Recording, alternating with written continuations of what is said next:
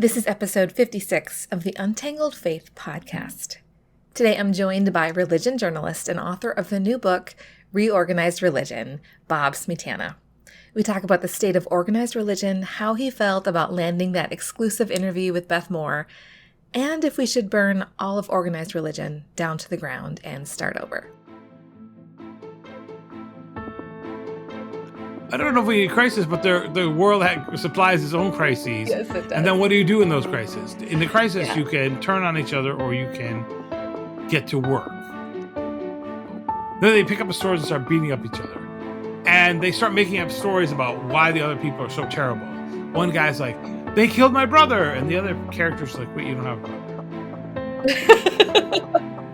And I'm not very, I guess I shouldn't say this. I'm really interesting. You should all listen to this podcast. But I don't want to know what I think. I want to know what other people think. This is Amy Fritz, and you're listening to Untangled Faith, a podcast for anyone who has found themselves confused or disillusioned in their faith journey. If you want to hold on to your faith while untangling it from all the things that are not good and true, this is the place for you.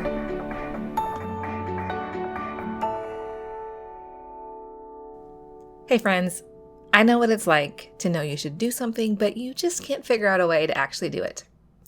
I bet getting started with a counselor is one of those things. Faithful Counseling makes it so easy to get started.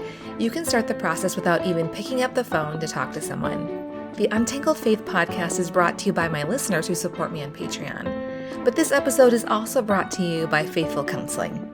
Faithful Counseling is a Christian counseling service with more than 3,000 licensed therapists across all 50 states with access by video or phone sessions or chat or text. There are therapists with expertise in trauma, depression, family conflicts, and more. You can ask for a new counselor anytime, and financial aid is available for those who qualify. Untangled Faith podcast listeners get 10% off their first month from our sponsor, Faithful Counseling. Go to faithfulcounseling.com/untangled. Fill out a questionnaire and you'll be matched with a counselor. That's faithfulcounseling.com/untangled.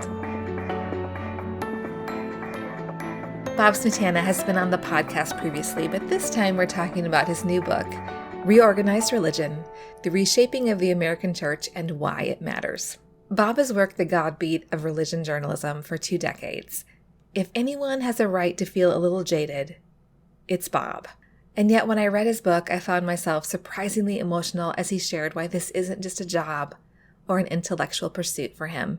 It's personal. Here's our conversation. I have a list of questions for you. Oh gosh. There we go. Not hard ones. But you write for a living. Yes. And you decided to write a book. Yes, I did. Why this one? And I'm assuming this isn't the first book that you've written. Probably had the itch to write a book. But why did this capture you? A couple things. I'm really interested in this topic, right? I'm interested in all the change and the complexity of the change and the important role religious groups play and that they're disappearing. And there are downsides to disappearing. So one of them is the community service part. The other part is this like social capital part. We're not learning how, and the way churches are changing to be more monocultural is also changing the way that we interact as a culture. We don't have these kind of cross-cutting places where people the big sorts impacting our churches. Yes. Mm-hmm. But so we don't have these places where we learn how to disagree. And I was telling someone, I wonder if some of the conflict in the culture and in big denominations is because you've lost sort of the places where you had congregational polity, where people had to argue with people that are going to stay around for a long time. Yeah, that you live by, that you work with, that you're going to like hang out at the park with, play baseball with. In the church, and you have a kind of incentive to get along with these people and listen to them, even though it still makes it different than like a town hall meeting. If town hall meeting, I don't live with these people, but you don't have this kind of common identity or this religious impulse to get along, where churches have that, and some of that is missing. So that's a big part of it. I think it took a long time to get it together because it's, I could write about all kinds of things. could write about cat cults and Yes. I would actually want to write a book about leadership issues at big churches and the problems of them, the kind of celebrity issues of churches. And I kind of pitched an idea around, couldn't get it. And and then Caitlin Beatty has this book Yeah. called Celebrities for Jesus. And so I'm really impressed by that book for two reasons. One, it's a great topic. And two, she got somebody to say yes to it, because it's a hard pitch. It's hard to pitch a book, and it's hard to do it. And then it's hard to say, like, you send it out in the world and then you don't know. Will people read it? Will they connect with it? But I felt like this is worth spending my time asking people about. And there is great stories that people don't know. Yeah. One of the interesting things I think about writing in more this modern world is that while it's still very solitary, you get to put out some ideas into the world through social media and see how people are reacting as you're working on things. So you can get an idea if people are interested and resonating more than you would maybe even a decade or 2 decades ago. So yeah, I think there's that too. And then you can get the ideas out in the public and see. And I actually just went the other night and talked to some people about this in Wisconsin at this church. It was great. It was great to meet with people in person. It's like, this is weird. A meeting, because I've done some book events online, but they're different. A live audience is much better. And they had great questions. Someone asked me if they were just rearranging deck chairs on the Titanic, Oh, wow. Yeah. And then how do they adapt and stay faithful to what they want to believe and what they do. And so, people want to figure out how to do this and understand what are all the reasons why it's difficult. One thing, I do have a question along the lines there of what you said. You have looked at all of this research. You've talked to a lot of people. You've spent two decades in the religion God beat world of writing. And you talk about this trajectory of our world being more pluralistic, right? And that is one of the pitfalls that some of the organized religion denominations are having to grapple with. If the world is more pluralistic, but I really do have some strong feelings about what my theology is, if the only way my church is going to last is if I'm willing to collaborate with people that I don't necessarily agree with, how does that work? And how can I do that, Bob? I think there are some people that are like, is that unfaithful? Is that wrong? It makes me think of Bob Roberts and how he does all this stuff with all these different faiths. But people don't, I know that he's had some pushback, but like, what are your thoughts on that? So a couple of things. So if you look at this thing that's happening in Martha's Vineyard right now, as we speak, so it's mid-September, a group of Venezuelan refugees get dropped on a plane in Martha's Vineyard. Yeah. And Martha's Vineyard is an interesting place. It's it's a summer vacation spot. So if you grew up in Massachusetts like I did, you'd go there, right? You'd go. We went on our youth group annual bike trip on Martha's Vineyard. That was our thing to do. So it's a vacation spot. There's also really wealthy folks there. Yeah. Obama has a house there. And then the rest of the year, it's a place where people live. When the tourists are all gone, people still have to make a living and live there. So that's a different world. Yeah. But, Massachusetts isn't the Bible Belt. So in the Bible Belt, Christians are used to being in charge. And Protestant Christians, especially evangelicals, are used to being in charge. And the East Coast, the Catholic Church was the largest group. The other groups are smaller. There's more Jewish folks, but there's still, religion isn't in charge anymore. And so that makes it easier for people to collaborate because they're small enough to know, like, we are all peers here. We have to work on this. This is our community. We love these folks. What is our job? To take care of our community. I think you're seeing a couple places, some real robust interfaith work and not ecumenical work. Sometimes ecumenical, which is a great word, but it can mean a kind of lowest common denominator working together, where I think you see in interfaith work, people who are very clear on what they believe, but they also are clear that the goal is to do some things to help the community. So we can do that, and you can collaborate with people because you're neighbors with them. And your neighbors are not always going to believe the same thing or think the same way or go to your church, but you all have a stake in the health of the neighborhood. Yeah, the common good. Yeah. And so that should, are you arguing, Bob, that should be more important than our fear that somebody might end up at the wrong church in the end. I suppose. I mean, that's what I mean. So here's the funny thing is this. So churches were built for a world where most people were going to go to a worship or be part of a congregation, right? Of some kind. And it was mostly Christian. And so all the different Christians were competing for market share. Yeah. And sometimes the competing was we're the right church. We're better than those other people. Those people are wrong. Sometimes it was we're the right church for you. Not necessarily that we are, the other people are wrong, but we're better match for you. And then you had the kind of Protestant mid 1900s, actually most of the 1900s, fight between Catholics and Protestants, where the Protestants were thinking the Catholics were a threat. And now you're in a world where you have to kind of convince people that going to church or being spiritual or being involved in organized religion is part of their lives or could be part of their lives.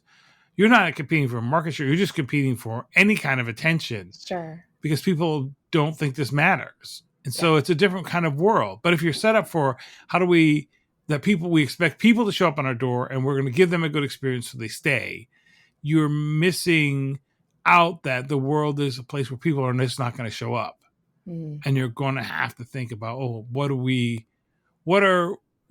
offer? How do we connect with people and show them that this is worth paying attention to and that there might be a place in this community for them? Yeah. And it's not necessarily, like you said, the lowest common denominator that is making people work together when it comes to like this Martha's Vineyard thing with these immigrants. Like these people, they're like, this is very good work. Yeah. This is what we're about. Yeah.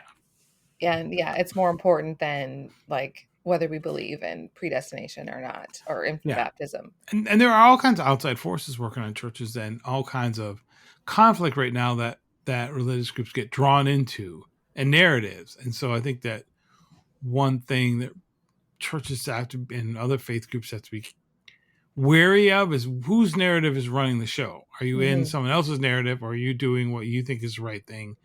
And you find common cause with people, but what's the goal that you're after? Because different people have different kinds of goals.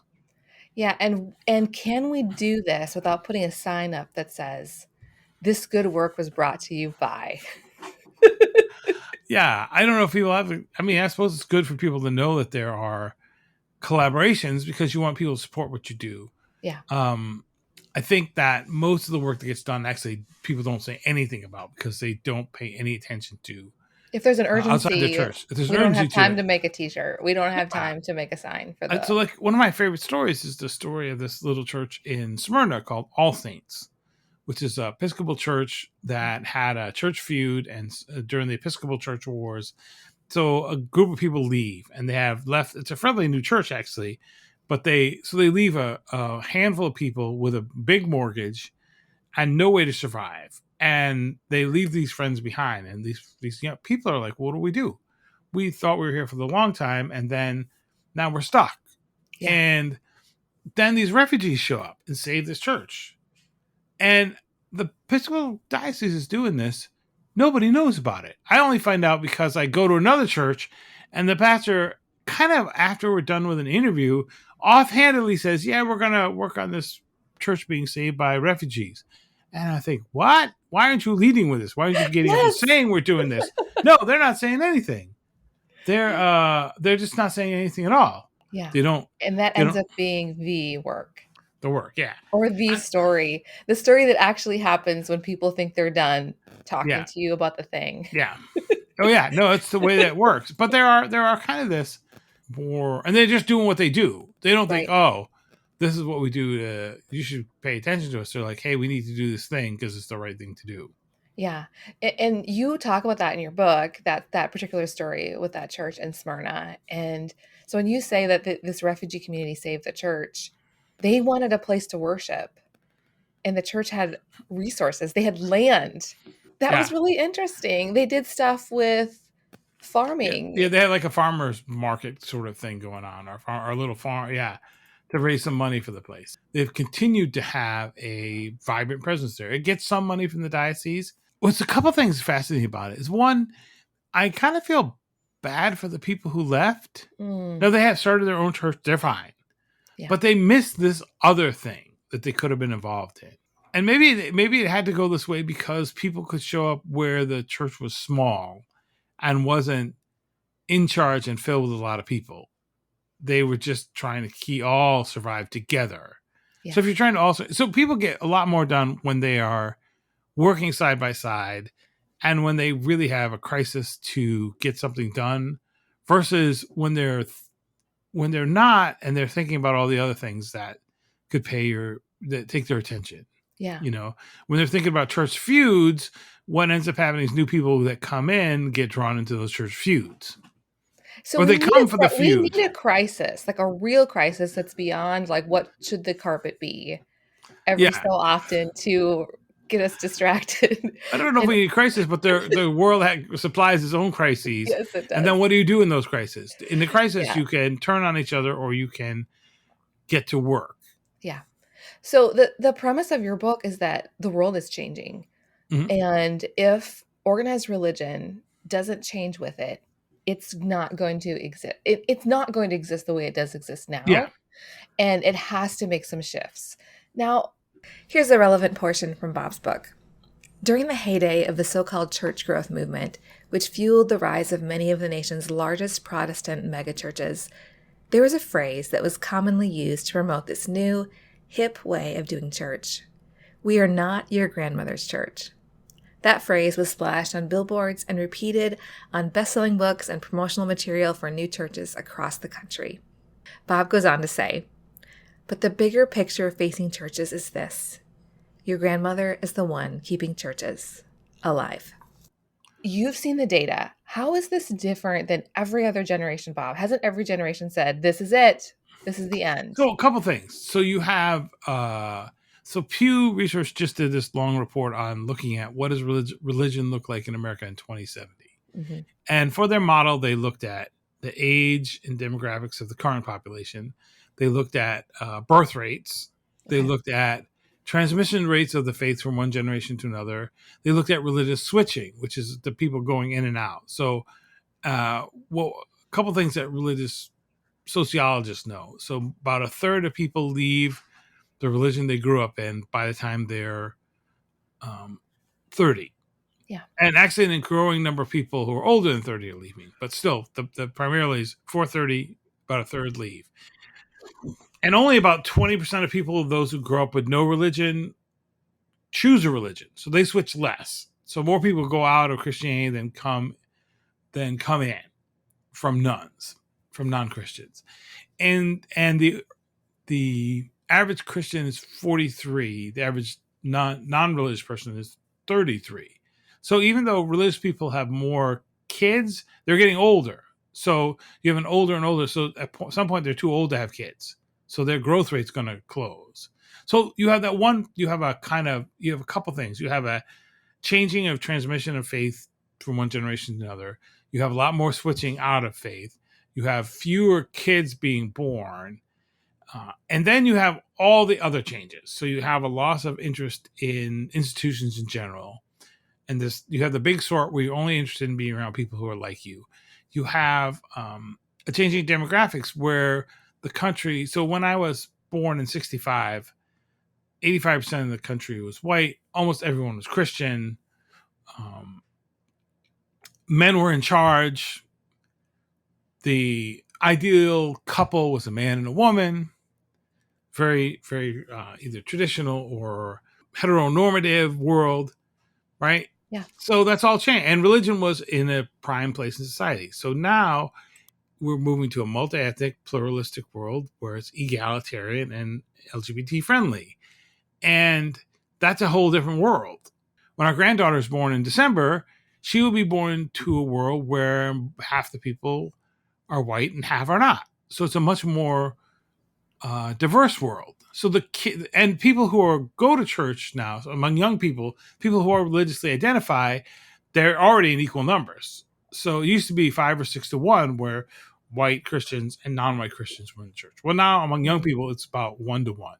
So that's a whole different thing too, So because there's that, like the data is yeah, there. This the isn't data just set. a hunch that No, no, things no. are So there's changing. there's no mathematical model in which Christianity increases. Now it could, because all kinds of other things could happen, but it's not just that you have the difference between the normal differences of generational change. You have a generation that's much younger that is very different ethnically and sociologically than the older generation. So, which demographics or which sorts of churches do you think will be most taken by surprise by this? I would think that there are some that are a little bit insulated from these changes. And they're like, Bob, you have no idea. We just keep having all these baptisms and babies. Yeah. And So the other thing that's going on is that the average church, two things have happened with churches. So the average church used to be 137 people, 2000 in 2000, according to the Faith Communities Today study. Average church today, 65 people. Now, the average person goes to a church of 300 to 400 people. So a lot of people who go to church go to big churches. So that you don't always see that. There was this idea for a long time that conservative churches would grow, liberal churches would not. That has been proved not to be true. Basically, monoethnic. there was a lag, There was a right? lag. There was a lag Yeah. because the birth rates were different. Now the birth Yeah. rates have caught up. And so if you look at one of the churches that's had the most decline in the last 15 years is the Southern Baptist Convention. Just lost 2 million people in about 15 years. Yeah. And And because they were they're old, so proud yeah, early on about how they weren't losing the numbers. Some of yeah. the other, They will hold off a little bit because they plant new churches, yeah. but you can't get new churches in fast enough to replace the people who are going to die and close. You have a couple of churches that are doing pretty well. You have the Assemblies of God, which is in the same kind of area as the um, Southern Baptists. They have two advantages: one, they're Pentecostals, and Pentecostals are Yeah. growing right now, and two, they're multi-ethnic. Yeah. They're less That's really, white. yeah. So that helps them grow. But the Missouri Synod Lutheran Church, for example, very, very conservative. They are shrinking. The Evangelical Lutheran Church, which is progressive, they are shrinking. Any church denomination that's mostly white is shrinking. That's mostly birth rate driven and transmission of from one person to another. That's fascinating. You argue, though, in your book, this isn't a problem. This doesn't necessarily have to be a threat, right? It feels like a threat. Yeah, If your number is, if you're used to a certain comfort in the way you do yeah. things, a change feels weird. It's awkward. Change always feels weird. I hate it when we go to Chick-fil-A and up here we can't get the regular chicken fingers or chicken tenders, right? We only get the spicy ones. And you're like, Bob. I would like to do regular chicken fingers. No, you can't get them. We don't have them. Imagine dealing with all this change at the same time and a world that used to think you were great and now is hostile to you in some Yeah. ways.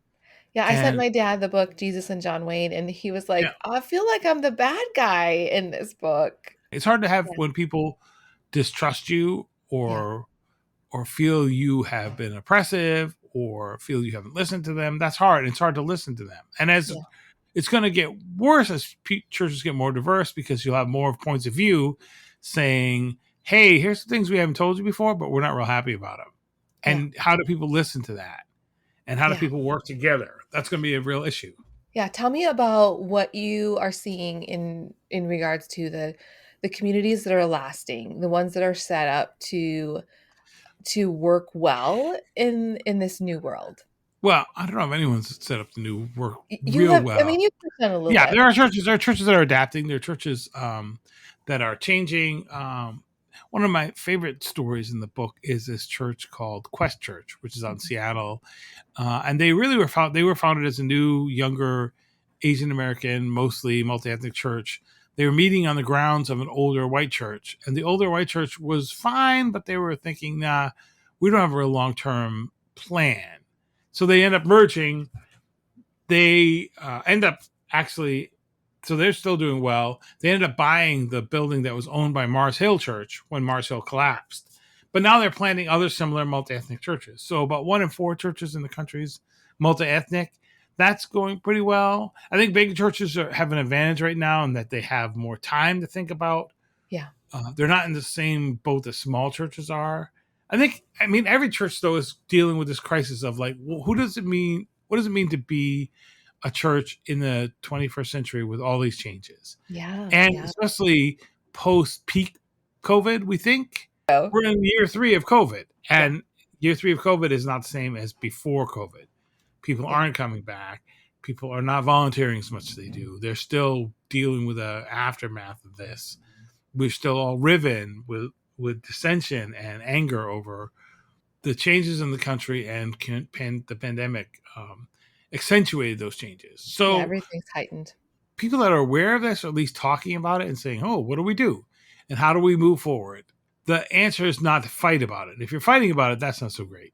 Yes, let's And talk there, about this. and there are people. There are people who are. I mean, there are some congregations that are saying that are using polarization and anger and Yeah. no COVID as a recruitment strategy, and Yeah, that's working you for some can people. really inspire people Yeah, with are you going to fear and attract people? anger. Now, is it going to be?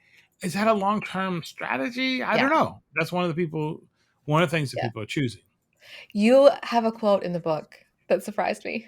Oh, did it? Oh, which one? Only a fool fights in a burning house. Where did that come It from? comes from Star Trek. It comes It from comes from the Star Day of the Trek. Dove, my favorite Star Trek episode, in which the members, the crew of the Enterprise comes. If you know anything about Star Trek, the Yeah. Enterprise, the spaceship, they come along. They encounter this Klingon ship, which is in trouble.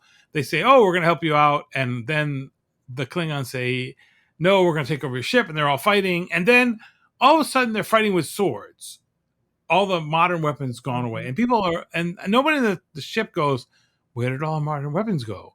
Then they pick up a sword and start beating up each other, and they start making up stories about why the other people are so terrible. One Yeah. guy's like, "They killed my brother," and the other character's like, "Wait, you don't have a brother," and they make up Yeah. these All good. grievances against each other. And then they finally realize an alien has put them up to all this, and they decide to stop. And then one of the Klingon guys throws down his sword and says that only, we hate these other humans, but only a fool fights in a burning house, which I think Yes. is super. It's a very helpful metaphor, because what do you do in a crisis? Like, the worst thing you could do is turn on each other. Mhm. I had this talk with the head of the Christian Council of Churches in Milwaukee, the Wisconsin Council of Churches. Mhm. Basically said we don't need to be unified in fear. That churches and other faith groups have had adapted to many different communities, many different places, but if they lead with fear, that's not going to help anybody. Right. I see this opportunity that's also kind of a scary thing to have these conversations, theological conversations where we say, like, what are deal breakers for us and what aren't deal breakers for us? And can we really talk about where that came from? Is it a cultural thing? Is it Mm-hmm.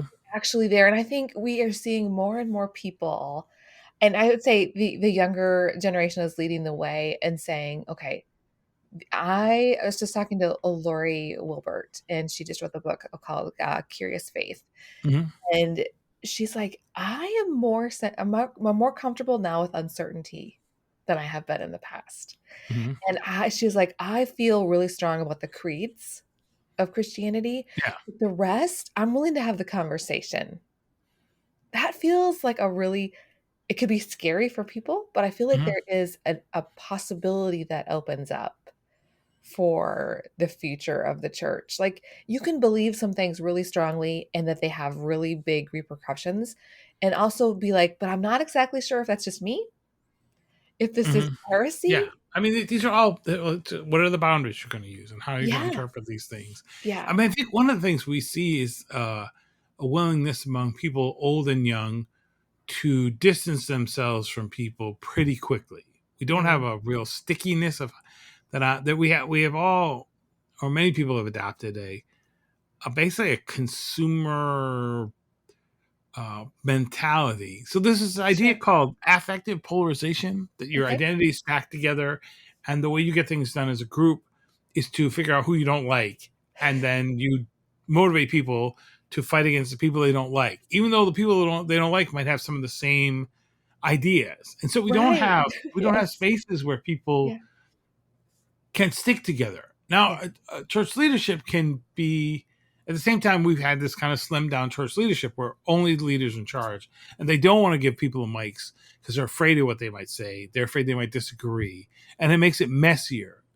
but we don't have the kind of messy discussions that make it easier for people to go forward. Like we've talked about the whole Dave Ramsey thing, right? Yeah. A lot, as we know. And one of the things that's really interesting about that organization is the kind of the fear of dissent or the fear of questions or the fear of conversation. Sure. It's an efficiency model, right? It works more efficiently for everyone to be on the same page and just say, be quiet and do your job. That may work and a business may not work, but it's not not as great for a complex world where you're trying to solve a complex problem. And it's not great for teaching people how to communicate with each other. Yeah. And so we end up in some places with a kind of list of a transactional relationship. Yeah. We love you if you do X, Y, Z. And then there's a lookout for anyone who violates X, Y, and Z. And then the option to violate X, Y, and Z is shunning. So if somebody's become Amish in these ways, or although we would never say that we do this shame-based thing. I mean, there's all kinds of shunning going on because people, and you see this on social media, you see it, I get hurt. I don't know how to say I'm hurt. I say I'm hurt. But you can also come to people and say, I've been hurt. Yeah. And there may not be a way to say, I hear you. Yeah. I hear you. Oh, what should I do? How can I communicate with you? Especially if you don't know how to fix it. These are the sorts of conversations I'm having with my 73-year-old dad. Oh yeah. Like, how do I do that? Like, for the first time in his life, he's doing therapy because he loves me. And to have the therapist say, hey, you are a great fixer, Steve. But what if you're trying to fix the wrong problem? Yeah. Wouldn't you like to know what the real problem is? And I think there's some analogy to that with our organized religion. Like, what is the real problem? We'll be right back after a quick break. Are you ready to take this relationship to the next level? The Patreon community is the primary way this podcast is funded, and I would love for you to join us there. As a thank you for their support, my patrons receive access to bonus audio that doesn't get shared with everyone else, and occasional live streams. I'm also planning some fun bonuses for December. Today I'll be sharing bonus audio from this conversation with Bob Smietana. And that's where I'll be sharing content while I take a break from my regular schedule over the next several weeks. You can access all of this by going to patreon.com/untangledfaith. That's patreon.com/untangledfaith. Before I jump back into the conversation with Bob, I wanted to share this quote from his book. Despite all its flaws, and there are legion, organized religion can be a source for good in the world. That good work is in danger now. I wrote down one of the quotes from your book. You said, while most Americans still believe in God or some kind of higher power or spirituality, fewer and fewer have ties to organized religion. Yeah. Here's my response. So what? Okay, a couple things. So one, I would say that disorganized religion has its own problems in that, especially if it's disorganized in a way that you have unbridled spiritual power and no boundaries. That never ends well. Right. The other thing is disorganized religion. I mean, it's a different world that if we have a bunch of people praying on their own, seeking out enlightenment on their own, worshiping on their own, wherever they are, and a group of people that organize together, that meet together, that worship together. And then that organization channels their goodwill or their values out into the world. So it's different because... Right. So if I just say, it's Bob, burn it down, you would say there are some issues with burning it down. Well, I mean... I would the say organized part. There's the organized part is important, right? Because the organized. So we were having this discussion on social media about do you need buildings? I was tweeting about some of this. Do you need buildings? Do you need staff? Well, to get and it's so a couple things. There are people who say we just go back to the early church. There was no buildings, no structure, no organization. Well, first they were getting murdered. Second, they were a startup, and the first century is a much less complex world institutionally than our world is. There are a lot less people. And third, it wasn't very long before they built institutions, and then those institutions were fighting with each other and had become politically involved. I mean, with patrons by the emperors, different factions of the church had patrons with different parts of the imperial family. That didn't go so well. So And it we don't wasn't want to like go back to that. We don't really it want to wasn't go like back the to that. early church or any of the early churches have ever been very awesome. They had issues. They've always had issues. But I think the organized part really matters because, okay, here's an example. So just recently, a group of Venezuelan refugees get sent from Florida and land on Martha's Vineyard. What are we going to do? And they've got very little luggage with them. They don't know where they're going. There's no one there to no one They is didn't know prepared they for were them. going there. They Yeah. didn't know they were going there, and the island doesn't know they're showing up. What do we do? So within fairly quick notice, there was already a social service institution there. They call the churches who are already institutions there. They identify who has a building. The Episcopalians have a building. They have a church hall that's set up, which has showers, which has bathrooms, which has beds, which has They have a place to go. They have food because they are already in the process of stockpiling food for the winter where there's homeless ministry going on. Yeah. You wouldn't think there are unhoused people on Martha's Vineyard. Turns out there are. And there's food insecurity on Martha's Vineyard. So they already have all the resources. They've been thinking about this a long time and have put years and years of effort. So when a crisis hits, they have all the training and networking and facilities set. They don't have to make that up. They can just put it into action. Right. If you don't have that, then who's going to do this? And social media is great for instituting fast responses and raising money. So if you remember the Ice Bucket Challenge for ALS a few years ago, that raised millions of dollars. It didn't solve ALS. It had to go to institutions to take that money and say, now you go figure out how to treat people, how to solve this disease, because complex problems require institutions and planning and strategy and money and people. Because there's organized religion, there was a building. There's a list of people that they could reach out to. They have some names of people.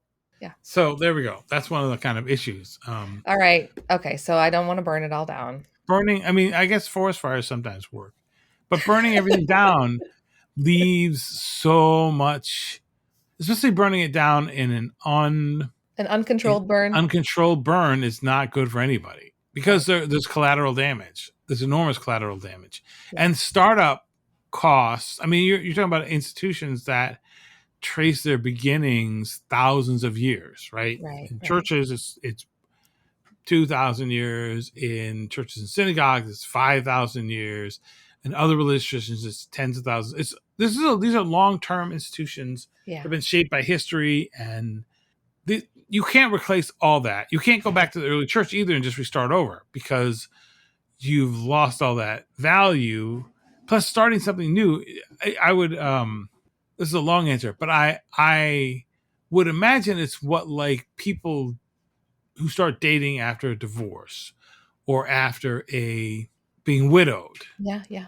You can't replace that other relationship. You have to do this work again. You have to do this work again, and you have to start all over again, and you have to invest that and rebuild. That's why when people get married, they're like, "I'm so glad I don't have to be dating anymore." It's why moving from church to church is hard because you're creating a new network of friends and family, and it's like finding that's not easy. So I think that the organized part matters. The impulse to burn everything down it's worth listening to. What is the frustration? Not every human institutions are going to be flawed because they're human. Yeah. And you can't get rid of the people and have an institution. And the trick is to make sure the institution serves the mission and the institution is shaped by the values of the people, not that it serves an end in itself. And that can be the problem. That was the Southern Baptist Convention's problem. Dealing with sexual abuse, right? Sexual abuse. None of the people in the pews would think that you want to shun sexual abuse survivors. Right. That you'd want to have a pastor who was abusive, go from one church to another church. And so, and dealing with abuse in the church is already hard because it's your pastor. How do I believe this? There's already a lot of problems there, but nobody wants to build an abusive culture. But it's easy for the institution to say, well, we're going to protect all these other things. And one great thing about the Southern Baptists is when people in churches and the people in the pews had a chance to vote at their meetings, they said, well, we want to know what's going on here and we want to fix it. They were not going to mess with, they were not swayed by the ideas that there's too much risk or there's too much institutional threat. They were like, no, we don't want to be part of an institution that's abusive. And no one wants to be part of that. I would think like going through counseling with your dad. It's probably not simple. Yeah. It's probably not pain-free. And maybe you're doing it and you're in a good place, but had you been at each other's odds, and it may expose things that you didn't think you knew and maybe you don't want to know. Yeah, that just totally resonates because there's part of us that says, man, it would be easier if the whole thing could be burnt down because I don't have to do the work of sifting between the good and the bad. But if you actually do have a love and value of this relationship or this institution, and there's something that is worth saving, then you do put that energy. You do invest that energy, even though you're like, oh, it'll be easier if the whole thing was a disaster. I marked page 193 of the book. It's close to the end. Probably right before the last chapter. You said, sometimes I think a church or other faith community is a bit like a gas station on a lonely country road. You can drive by for years and never notice it. Then one night, perhaps late, running out of gas or with something going wrong, you see the lights and pull in. It's there when you need it because someone left the lights on and kept the door open. It sounds personal to you, Bob. It is. It's more than a job. It is. And I love this stuff. And I'm writing a book in some ways about how churches affect my life when I was in crisis, when my younger brother died, when our marriage was in trouble early on. Yeah. People were there. And I think, well, what if there isn't someone there when you're in that crisis? What happens to those people? And, you said Grace Covenant Church in North Chicago. Yeah, it's a real small church in Chicago. It's just, and the church is closed. So it was really difficult. They couldn't survive COVID. It's a very small congregation. Started in the 1800s by Swedish immigrants to serve the Swedish immigrants on Chicago's north side. And they adapted. So they were, two churches ended up merging. One of them spoke Swedish in worship services till the late 20s. Right. Wow. So then they changed to English, right? From Swedish to English. Then they keep adapting. And then they're about to close and they revise.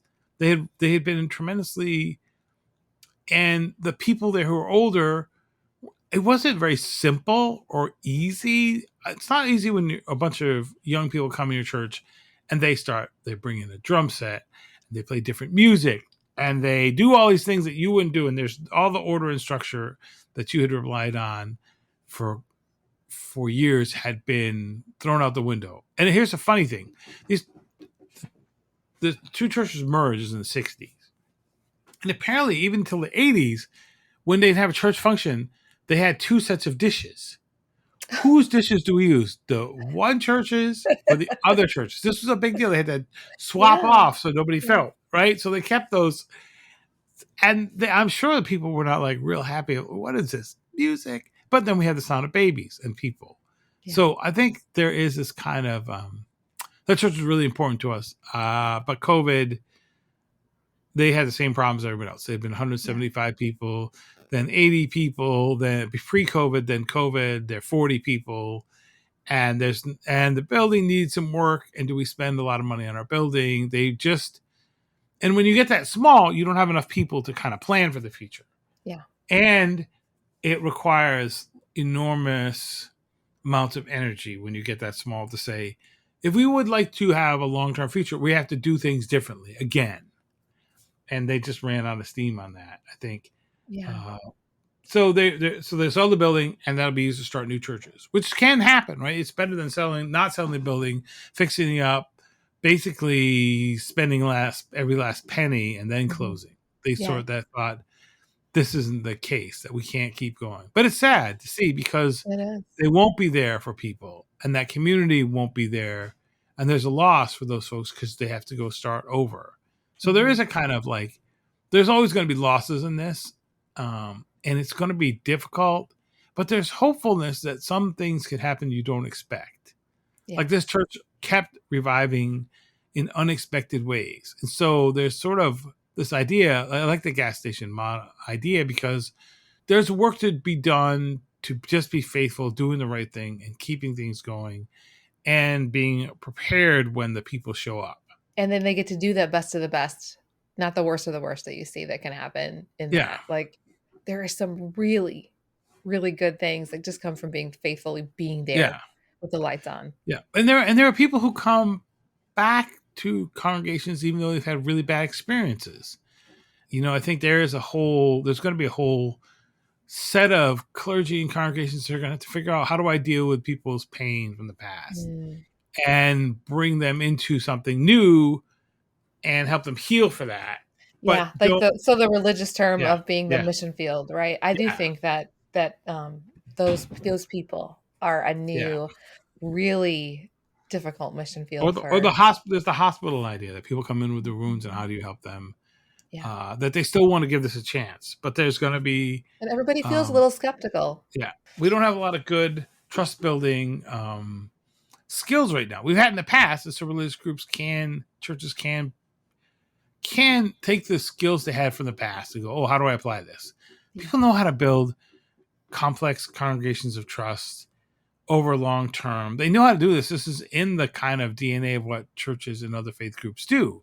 It takes intentionality and energy and humbleness. But, if you have the way that church can be practiced in this sort of streamed down Coldplay and a TED Talk worship, right? You don't get group prayer. You don't get group confession of sin. You don't get forgiveness of sin. You don't get group rituals. You don't have the congregational meeting that you talk about things and work together. You don't get to pray together and participate. So we have lost some soft skills in our congregations because we've moved to a simplified, and some churches have moved to what they call a simple church, where they don't do very many things. They've cut out all things. All those kind of like ministries they had, or groups they had, the Tuesday night Bible study, the moms outing, the whatever committee. Those committees actually taught people soft skills on how to get along, and allowed people, and said to people, you are important, that this will survive because you are here. And we have moved to some models that say, we don't really need you. We just need you to be a cog in this machine. Keep it going.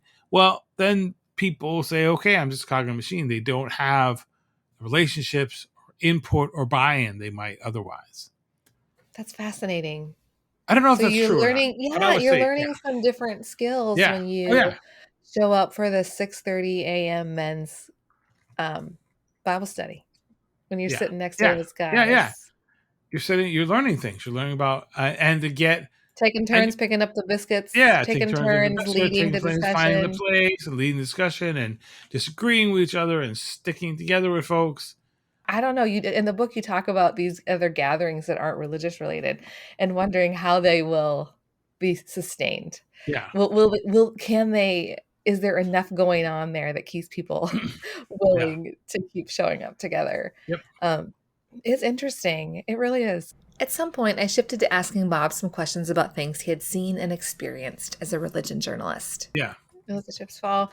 It was not long ago, a pastor had said to you in an interaction, I think it was about some of your reporting on Andy Wood.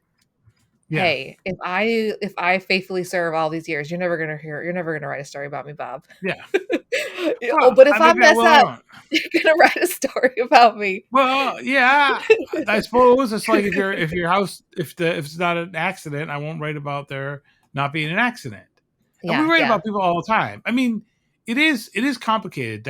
It is complicated to have people come to you and say, hey, I hear there's a problem. And then you don't want to, and then you're like, we didn't pay attention to anything I did before. It's just my whole life is going to be judged by this. Yeah. I mean, it's tricky. I get it. It's tricky. And this is, I want to tell them, like, I had responded to that and said, praise God if that happens. Praise God if your name never ends up in an article. I think there's an interesting, there is this interesting, especially like pastors of a certain size church, and like using social media means that more than just their church is going to see them and interact with them. And there's the upsides and downsides to it.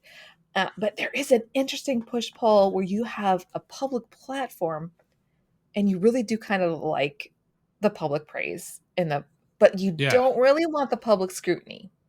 And so Yeah. I think that's one of the things we're Well, seeing, especially when it comes to religion journalism, is that there is public scrutiny when somebody has more of a public face because yeah. they impact more than the 50 people in their community. Yeah. Although those 50 people in the community are very important and their lives are very much impacted, but like the outsize impact that the accelerant of social media has put Yes.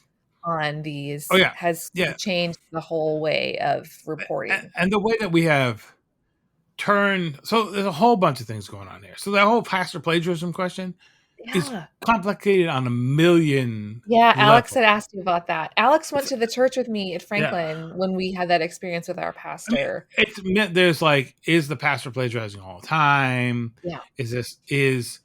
Then there's the second part of uh, churches are bigger and bigger and bigger, and they're no longer just talking to their people; they're streaming them to all kinds of people. That What do their content can be, elders yeah, expect of them? What kind of conversations have they yeah, had internally about what their expectation is and of a pastor? yeah, yeah, the content is monetized in a way, so you're not just talking to people and giving a sermon.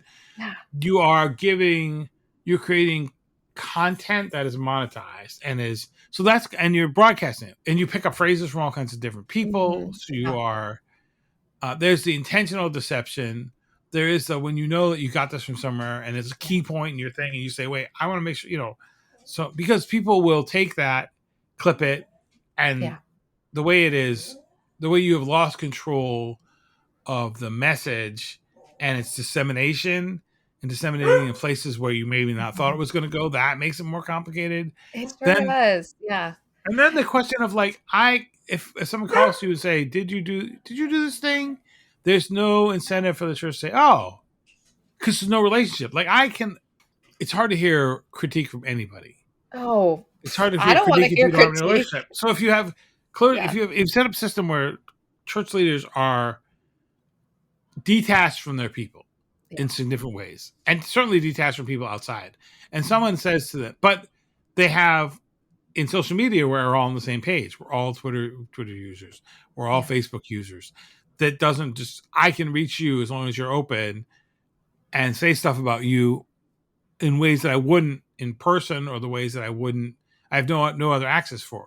So now we're Yeah. exposed to each other. We don't know each other, and sometimes the response can be, "You did this thing," and the for clergy, I think it's probably or pastors, it's probably a chance to say, "Oh wait, I have to respond differently because one, I'm in the public eye. Yeah. Oh, Two, I'm people who I don't know are going to think and have a kind of a relationship with me that I don't know about, and what I say will matter." there is And nuance. As there's a much as nuance. we like to say, Yeah. it's cut and dry. Some And things are then, very cut and dry in the yeah, situations with this sort of thing. yes. Oh, There yeah. are a lot of things where we don't know what conversations are happening Yeah. locally, and it is that complicated It's complicated. public But social media pastoral, like, is this person pastoring all of us, influencing all of us? And what I love about this conversation, this sort of thing, and even in the whole context of even your book, is that I don't see you as like trying to take down the man in this. Like you care about the health of this because of the yeah, goodness that I you have want that. seen that has Mhm. happened. And having some clarifying questions is really good for the culture of our Yeah. religious organizations. It's good when you find out everybody has different understandings of like expectation. Like Yeah. this is a conversation. Oh, I assumed that the pastors did this and the pastors Yes. were assuming one other thing. If we all are on the same page and Yeah. know, then you have less of it doesn't feel deceptive. It doesn't feel as So one of the things you learn in a religion as a reporter is you're not in charge of winning in these things. oh You're yeah, not yeah. competing with it. Okay. You want to find the truth. You don't have to win. Now you will report if somebody says this, like especially a public official. Public official says something, and you can prove them not true. You're going to report that. You're after the truth. You're not after winning. When it comes to religion, especially, winning is not the thing. Understanding is the thing, and you Yeah. listen to understand. So because when people talk about God in our culture, they're often trying to win or reinforce their own values. But to listen to people who understand what they go and say, oh, you believe that? Well, how does that work? And Yeah. how does that work, not just theoretically, but how does that work in your life? So the Yeah. whole, who's in charge of what sort of stuff? The Yeah. whole And so like when yeah, you did an article on plagiarism that involved the pastor that I had, yeah, what I thought was really interesting about this is that you were able to talk to a bunch of different people, have different approaches to sermons, and then it can start a conversation that's yeah, really helpful. Hopefully, that will inspire some hyper local yeah, conversations where people can make decisions that impact their lives. And that, I think that is one of the superpowers of journalism, is yeah, that you can start a good conversation that will continue on. Those little ripples will keep happening. Locally, it will change someone's life. You might not know, yeah, but you gave people access to information in a way they didn't have yeah, before. And you didn't have to make a ruling. You're not making a ruling on it. You're yeah. just saying, this is what's happening. This is the impact. Here are the different thoughts on it. And then Yeah, you have this interesting article. Every once in a while, something will come up. You can be like, hey, I wrote this article. yeah. That And was then, one. Yeah, so exactly. And then you can say, like, with that pastor who found a new church, you could say, well, this is what the pastor did. Is he doing it in the future? Oh, he's doing it in the future. yeah, I'm gonna call the church and say, did you know this? yeah, And maybe they knew, and maybe they didn't know, and maybe they took them a while to figure out, that this person was wrong, and maybe they were embarrassed by it, and they felt they're a very private hmm, organization. yeah, yeah. And Yeah, then we have realized, and you had pointed out to me, like, this is different. yeah, This yeah, this this guy that like just preaches other people's sermons all the time yeah, and has other things that are going on, yeah, and it's lying obviously. to the It people, didn't just Yeah. stay in the Oh yeah, sermons. It was a systemic like deception yeah, and abusive. It's really different than the situation that happened where somebody's preaching J.D. Greer's yeah, sermon and they've had a long history of like really serving their church. yeah, And they and probably should have said this was a J.D. Greer sermon, but yeah, they didn't have like a decade of like deception that goes yeah, along with it. So that's the nuance that people don't always love to yep. hear, but Oh yeah, no, and there's this whole really interesting thing going on now too, that you have so many people from so many different backgrounds who are now involved in different churches, and mhm. they're seeing it all online. So they all have different expectations of what is a sermon or what is Yeah. whatever the pastor's doing. We're like, I go to a What, Methodist church and we all do the same sermon the same yeah, we go Sunday same thing. every Yeah, yeah. we go through the The book. lectionary, right? So there's like, Yeah. oh, how does this all? And then people sell these sermon tips, and Mhm. then you have bivocational pastors, and Yeah. then you have pastors now that have become communicators, right? Yeah. That's Yeah. so that was and a communicator is different than a preacher. Yeah. Well, and your job as a reporter isn't to say Yeah, what they should be doing. It's to yeah, say, here's no, what's say happening. this is This is right. the culture that's happening. This is what's happening right now in Yeah, 2022. yeah, And this is how this church is dealing with it. This is how this denomination is having the conversation. Yeah. yeah, yeah. But yeah, no, it's very interesting because like, what should they be doing? Well, everyone has Is because there a should? Yeah. there should, and how does this going to work? And You're making it uh, hard for people to paint you as like the person trying to like shame all the pastors that yeah, don't no, I cite mean, it's people the all same way. they can, and I think the pastors are all having a conversation because they're all only talking to pastors Yeah. about what they think are the ethics or a set of pastoral Yeah. ethics. And then there are what are the ethics of the people watching in my Yeah. congregation? And then what are the expectations of the people outside my congregation having about what you're Yeah. saying? And then what is the generalized turning everything into content that's to be consumed and monetized, done to the way that people preach and Yeah. And teach when and and talk. when your name is attached to the thing that ends up being monetized, and the thing is something that somebody else Yeah, created, those are the tricky questions. So yeah, yeah. No, it's a very yeah, it's complicated. People are very complicated, and they're not. they I mean, are. people do good. People do terrible things. Terrible people do terrible things. People think they're doing the right thing And and do the yeah, wrong thing. some terrible people do Uh, good things. like the reporting thing, it's all relationships. Yeah. And I mean that like in that you have, it's how you approach people. It's, can I be trustworthy? If I'm not trustworthy, then everyone's going to know it pretty quickly. I mean, there are Yeah, yeah. reporters I wouldn't talk to. And this is, I'm going to quote an old white English guy, but Chesterton has a great line in one of his books. I think it's Orthodoxy, about how bigger your life would be if you were smaller in it. Mm, It's a great, like, it's like if everyone else was the person doing their thing and you were one person among a bunch of people living this out, rather than you are there are people in your show. It's like a great line. It's like, oh, yeah, that's yeah. true. If I'm smaller in it, then I can, because I know what I think, and I'm not very, I guess I shouldn't say this. I'm really interesting. You should all listen to this podcast. But, I don't want to know what I think. I want to know what other people think. So my last question for you, because Yes. I probably you got to go back to reporting because breaking news and all this. You don't go to a Southern Baptist church, No. but you lived in a very Southern Baptist area for a long time, and Yes. you have friends that you consider people that you consider friends that are Southern Baptist. Oh yeah.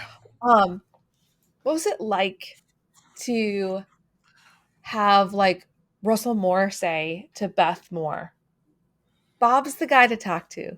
You can Oh, that trust was him." nice. But it's like, Because you were that at was the right nice. time, you were online. She says something, Yeah. and you say, "Hey, I have a question about this." Yes. And she's a very public person, has dealt with a lot of things. Makes a lot of sense for her to reach out and say, "What should I do?" And to have Russell Moore say, "I think Bob could do this story." What was that Yeah, like? no, it's nice. It's nice to have people think that you are going to treat them fairly and do the right thing. And, not because you have a reputation of doing the right thing. And I think that's what you try to do long term. It takes a long time. So that story is like, I moved to Nashville in 2007. That story runs in 20. So it's 14 years of work of trying to do the Yeah, right thing 14 and years of how of you did your reporting. work, Yes. the Yeah. relationships you had, being respectful to the people, and you don't go to a Southern Baptist church, but you were No. very embedded in that world and seeing how it worked. And for a little bit, actually, we did go to a Southern Baptist church, but they were like pretending not to be Southern Baptist. But then they Yeah. imploded. As we wrapped up this conversation, I asked about a quote Bob had shared about religion making the world less awful. Who was it? Was that you? Whose quote was religion about making the world less Oh, terrible? it's Ryan Burge. Ryan Burge from Eastern Okay. Illinois University that's what religion can do is best. It makes the world less awful. Yeah. So then you try and say, well, I don't want to contribute to the awfulness of the world. I want to try and contribute to the understanding of the world as best as I can. And it's much more fun. I mean, everybody else just wants to fight. And so if I can not fight, it's kind of nice. Yeah. So it's nice to have people that, say to you, okay, I respect that you did this. You got it kind of right. Okay, that's good. That's what you want. It's a really interesting time right now. It is. And it's interesting to hear other people's point of view. And if you're not trying to win, I think that really does help. I can't get you to, I can't get rid of you as much as I would want to, right? Not you, but people in general. Like the people I don't like. Yeah. There's So no way if you're trying to win, and I'm still going to always be there as the loser. Yeah. But we're still all going to be in the same thing together. And how do we do this long term? Bob, thank you. All right. Great talk to you. This is so fun. Here's fun. one last thing that I underlined from Bob's new book. Faith harms and heals. It pulls us apart and binds us together. It builds cathedrals and burns down cities. It gives life and brings death. Asking if religion is good is like asking if music is good, or food, or politics, or baseball, or books, or art, or science, or any other human endeavor. Religion is human, and it matters. Thanks so much for listening to the Untangled Faith podcast. Don't forget to check out the rest of my conversation with Bob at patreon.com/untangledfaith. I'd love to keep the conversation going over on Twitter or Instagram or through the Facebook page. I'm Untangled Faith on Instagram and Facebook, and Faith Untangled on Twitter. For more information about supporting the show, check out patreon.com/untangledfaith. You can find show notes at untangledfaithpodcast.com. The Untangled Faith podcast is hosted and edited by me, Amy Fritz. A special thanks to my Patreon supporters. This podcast is made possible by support from patrons. Special thanks to producers Michelle Pjanic and Phil and Susan Perdue. This is the point where I say I'll see you next week, but I am taking a little break, so I will see you in a few weeks.